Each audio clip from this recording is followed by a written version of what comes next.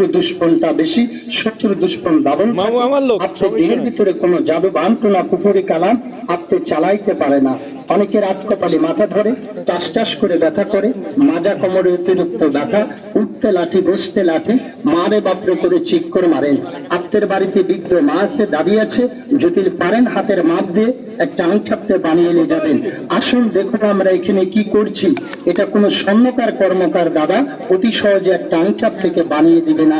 আপনার দেহের ভিতরে জাদু বান্টনা কুফরি কালাম প্রেন্তি তাবিজ কবজ করতে পারে না। রাজমোহনী তান্ত্রিক আংটি যারা নেবেন হাতের মাপ দিবেন। আমার অষ্টধাতুর আংটি 105 টাকা হাদিয়া, তান্ত্রিক মণিমুক্তা দিয়ে আংটিটা 305 টাকা হাদিয়া। আর যিনি রাজমোহনী তাবিজটা নেবেন আমাকে বলবেন রূপার খোলের ভিতরে তৈরি করে দিই, দামটা অতিরিক্ত বেশি। তাহলে চোখের সামনে আমাদের দোকানটা।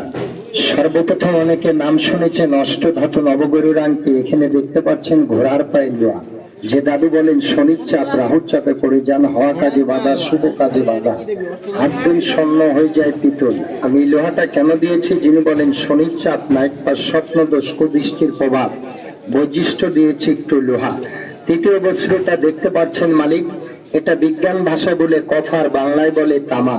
যিনি বলেন অতিরিক্ত ঘন ঘন প্রস্রাব, ধাতুস্থল বেদি ক্ষয় রোগ, আকাশটা মেঘলা, প্রস্রাবে চাপ, আমি বৈশিষ্ট্য দিয়েছি একটু তামা। এই তামার অভিগ্রহর কাজ করে। যিনি বলেন হওয়া কাজে বাধা, শুভ কাজে বাধা, দাদা ভাই আমি দিয়েছি একটু তামা। তৃতীয় প্রশ্ন মালিক, এটার নাম শঙ্কর ধাতু, বিজ্ঞান ভাষায় বলে নিষ্কিন্ত ধাতু।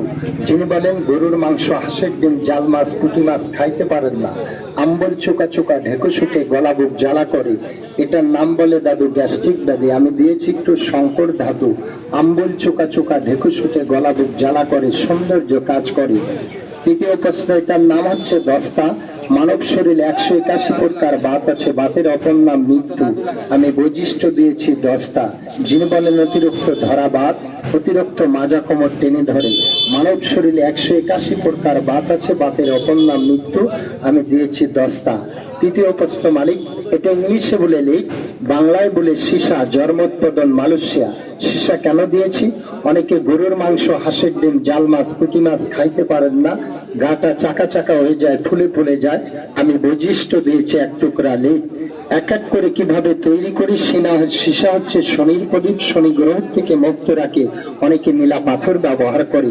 তৃতীয় প্রশ্ন, এটার নাম মালিক, এটা ক্যাডিয়াম ধাতু, বিজ্ঞান ভাষা বলে নিষ্কিন্ত ধাতু। যিনি বলেন অশ্ব গুটির ব্যারাম, পাইন্সের ব্যারাম, চাকা চাকা রক্ত চলে যায়। আমি দিয়েছি একটু ক্যাডিয়াম ধাতু। তৃতীয় প্রশ্ন দেখতে পাচ্ছেন, এটার নাম হচ্ছে চান্দি রূপা। যিনি বলেন হট মেজাজ, রেগে যাওয়া মানে হেরে যাওয়া, ঠান্ডা মেজাজে কাজ করা মানে